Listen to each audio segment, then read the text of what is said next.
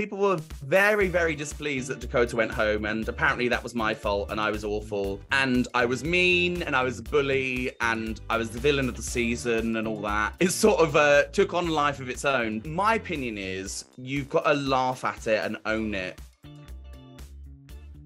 Welcome to Snatched, a Gay Times original series hosted by me, Sam Damshenas, where each week we will be chatting with the latest eliminated queen from Drag Race UK Season 4. This week we're speaking with Pixie. Pixie, how are you? How are you doing? Hello, dear. Yes, I'm fabulous. I've got a glass of bubbly on the go. What kind of bubbly? Well, you know, it's very early in the morning, so it is just lemonade. And, you know, she was out last night celebrating. So it's very Hollie and Phil, you know, the next morning after the awards where they turned up in their glad rags. That's me today. Right. Okay, well, I'm feeling good. I'm a bit disappointed that it's not an 11.5% wine. You know, it needs to be an 11.5. I mean, if any brands are watching, I will accept free wine. How was last night then? How was watching the episode back and seeing your elimination unfold? To be honest, I was very happy with how the episode, you know, panned out. Watching it back, you know, I don't know if any of you have noticed during the series, but I am a bit of a crybaby. But you know, I'm a very emotional young woman. But last night, I didn't cry once. I was just really happy. I'm very proud of myself. You know, I didn't have the best roast in the world, but I don't think it was the worst either. I'm proud of how I did. I'm proud of, you know, everything I've done on the series. And to be honest, watching it back, I was really excited to actually watch myself sashay away. That probably sounds very strange. But I just remember it being such a lovely, poignant, and just sort of perfect moment for me anyway. Obviously, it would have been more perfect to be in the top 4. But as far as being eliminated goes, you know, the one before the finale, you know, surrounded by all these new friends, having done myself proud, having done Brighton proud, I was full of a lot of joy and, yeah, pride. You know, it's a sin, pride, but, you know, last night I felt it. I was a sinner. Well, you made top 5, okay? Not a lot of people can say they made top 5 RuPaul's Drag Race, you know? And you sashayed away so graciously. So did it take you long to actually come to terms with your elimination, or...? To be honest, by this point in the competition, we've been there for so long and we've worked so hard. In a way, I sort of had a bit of a rush of adrenaline when I was told I was leaving, because it's such a, you know, emotionally and physically sort of tiring experience going through it. And all I could think was, oh, I'm going to get to go to sleep and eat a Wagamama's in my room. So I was just... At that point, I was just, you know what? I've had a great time and I'm happy. So, yeah, it was a great moment for me. You know, I got to tell Rue and the judges how much I appreciated them and all their kind words throughout the series. And then, you know, just toddle off and spread my pixie dust. Yeah. Well, on IMDb, it will say that you were in 9 out of 10 episodes, which I think is quite impressive, you know? So, you know, what else can you do? What else can you do? Well, you know, I managed to wear basically all my outfits, and, you know, they cost a lot of money, so I'm very proud to have shown them off. And, yeah, I mean, going into the competition, I definitely... you know, don't get me wrong, I am quite an insecure young lady. And going in, I sort of was like, okay, if I can beat the Brighton curse, I know that I can do a bit of everything well enough to hopefully at least get me halfway. And by the time episode 4 and 5 came around and I was in the top, I thought, okay, well, do you know what? I'm going to like believe in myself a bit and try and push through to the end. And I did, like, not right to the end, but I'm very proud of myself, you know, being top 5, I'm in good company with, you know, Blue Hydrangea, Ahura, Scarlet Harlot, and, you know, actually, technically, I got an episode further than they did. But yeah, I'm feeling in good company and very, very thankful to be where I was. Well, you've beat 2 curses, actually. So you beat the Brighton curse and you beat the curse of, what is it? First queen to not go home after winning the reading challenge. Exactly. Just call me a curse breaker. I'm the Lara Croft of drag. If only my arse looked as good as hers. No, don't get me started. Talk to me about the talk to me about the challenge then. So all of the queens, including RuPaul, expected you to do quite well, but obviously this is Drag Race. Comedy queens end up in the bottom 2 on comedy challenges. Fashion queens end up in the bottom 2 on fashion challenges. So you know, unexpected happens. What do you think went wrong for you this week? I think there was a combination of things this week that sort of did me wrong.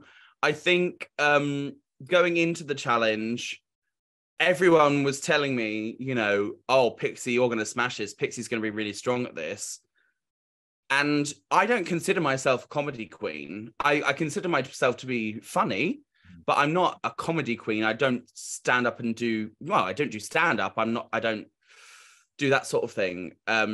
But after the reading challenge, I think there was a lot of expectation that I would do really well at this. And I think it sort of got into my brain and I was like, okay, maybe I will do well at this.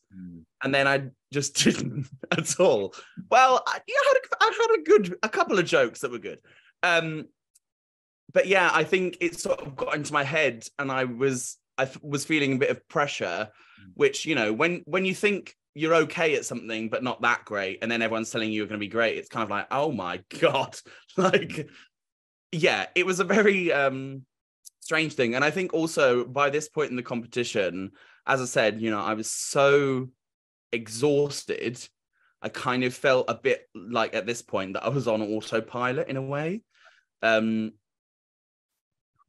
like I really prepared and like practiced my comedy stuff, you know, off camera, you know, when we were writing it and all that. But when it came time to actually do it, I felt like I was having an out-of-body experience.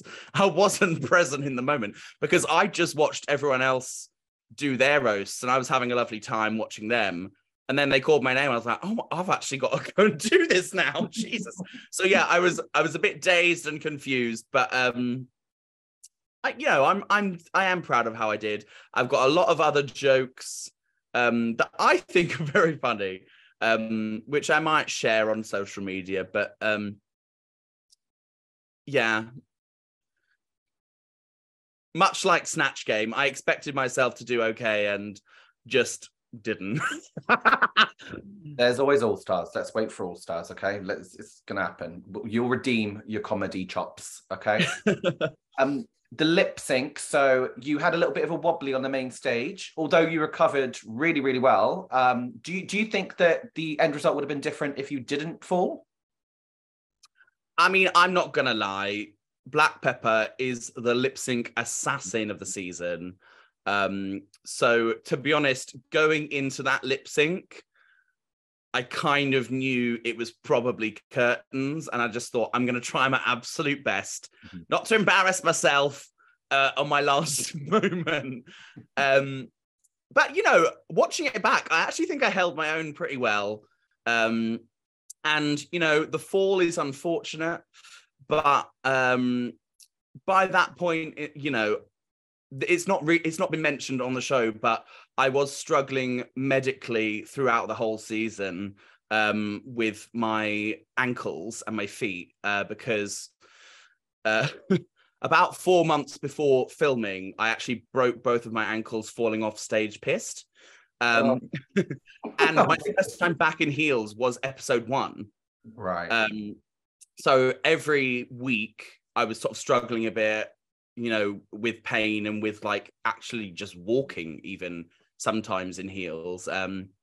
So I was in a heel this big for the punk runway, and the moment I was in the bottom, I was like, well, I'm gonna have to try my best in these massive shoes and just hope it's fine. But in the end, I bloody stacked it, fell over. I twisted my knee. I did a Victoria scone and twisted my knee. But in that moment, you know, you've got the adrenaline. I was just like, okay, I've fallen, but I'm going to go back into the song. Because, you know, I'm a performer, and at the end of the day, you know, there's, as they say, the show must go on. And, you know, I'm not going to sit there and be like, oh, I fell over, I hurt myself. I'm going to turn around and try and give them, you know, some good mouth. I mean, I would have just laid down and cried. So yeah, you did it. You did incredibly well. How are you now? Are you fully recovered, or are you on your way to recovery?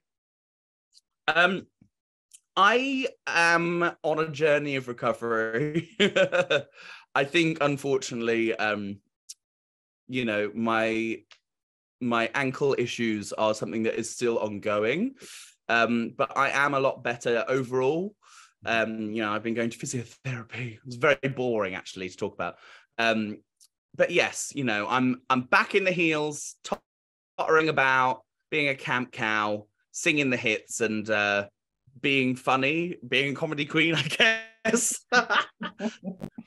Well, as you left the series, you said that we're going to see a different Pixie from now on, right? So can you talk to me a little bit about that and what you meant by that? I think by the end of the season, you know, even though I think doing Drag Race for me was about proving something to myself. Because I'm not the most confident person. I'm not the most outgoing person. And I've always struggled to believe in myself. And I think going onto the show, I wanted to sort of prove to other people, but mostly to myself, that I could do it. That I knew in myself that I had all the skills necessary, you know, all the ingredients to bake a gorgeous cake. But, you know, and now I'm a cake, obviously. Yeah. Top 5, 9 out of 10 episodes on IMDb. You've done absolutely. And I think, I don't know. I think doing the show gave me a new sort of sense of belief in my skills and me as a person. I definitely think I'm more outgoing now. And I definitely think that, you know, there are skills that I sort of showcased on the show that I didn't necessarily know I had. Like, you know, before the show, I didn't know that I would enjoy walking on a runway and showing off my body, because obviously that's not something that I've ever done in my drag career, and it's not something I've ever really felt comfortable with, it's sort of in my own body. So, you know, the idea of being a model and walking on the runway and actually loving it and loving my outfits was something very new to me. Yeah, it's given me a lot, this experience, and I very appreciate it. How are you navigating life as a Ru girl? I mean, particularly on social media, because I know that you tweeted a few weeks ago that you had a little bit of hate thrown your way there from so-called fans. So how are you navigating all of that? At the beginning of the series, I found it a little bit more difficult adjusting to the sort of the constant criticism and thoughts on, you know, myself and the show. And it was quite difficult because early on, obviously, that's a big adjustment. And I was receiving some sort of fat phobia earlier on in the season. It did die down a bit as time got on, but by the time it was the makeover episode, and, you know, I was in the bottom with Dakota and Dakota went home, that week it sort of ramped up to a whole new level. I did have to come off social media because it was no longer just abstract comments online. It was in my DMs, it was in my messages, it was in my comments, it was in my replies on Twitter, and it was a lot to deal with. I try not to let it get me down. And in the end, I came off social media just because I thought, you know what, in a few days, this will die down. And and then there'll be a new episode and there'll be something else they'll be mad at. I think it's very important for the fans to realize it's not that serious. It is just a TV show, and we are actually real human beings. I had people, telling me to kill myself because Dakota went home, and Dakota's the fan favorite and she's the darling child of season 4, which I do agree with. Yeah, people were very, very displeased that Dakota went home, and apparently that was my fault and I was awful. And I was mean and I was a bully and I was the villain of the season and all that. It sort of took on a life of its own. But, my opinion is you've got to laugh at it and own it. The week after all of this kicked off on socials, I was like, do you know what? If you want a villain, like, I'll make a joke out of it. And I went dressed as the devil to an event. You've got to reclaim the negativity, and that's what I've tried to do. So the haters aren't going to get me down, and stop sending hate on socials. It's very mean, not very polite, dear. No, I'm glad you've got such a good and upbeat attitude towards it, because like you said, it's a motherfucking TV show. Get a motherfucking grip. Exactly. Stop sending hate and stream Give It To Ya, the debut single by Pixie Polite. Now, Pixie, I know we've spoken off camera a little bit about this, but can you please just tell the readers and the viewers a little bit about the inspiration behind this song? So my debut single, Give It To Ya, is now available on Spotify, Apple Music, and all streaming platforms, with the music video premiering today exclusively with Gay Times. And the song is about self-empowerment, basically. It's sort of drawing from my own experiences in the LGBTQ plus dating world, navigating, all of those peculiarities that we deal with in terms of body image and confidence. And it's basically an anthem about just owning your own sexuality and being sexy, pretty much, being flirtatious and not giving a crap what anyone thinks. Yep. And it is an infectious Meghan Trainor-esque bop. Stream it now. Give It To Ya on where? All streaming platforms, right? Everywhere. All streaming platforms, and soon, YouTube. You can probably watch it now by the time this is out. Yeah, it'll be out. Watch it. Yeah, watch it on gaytimes.co.uk, YouTube. It's out there. Stream it. Stream it now. Pixie, thank you so much for chatting with me today. I've loved watching the season, and I can't wait to see what you do next. Stream Give It To Ya now. Yes, stream it now. I need the money. I'm very poor.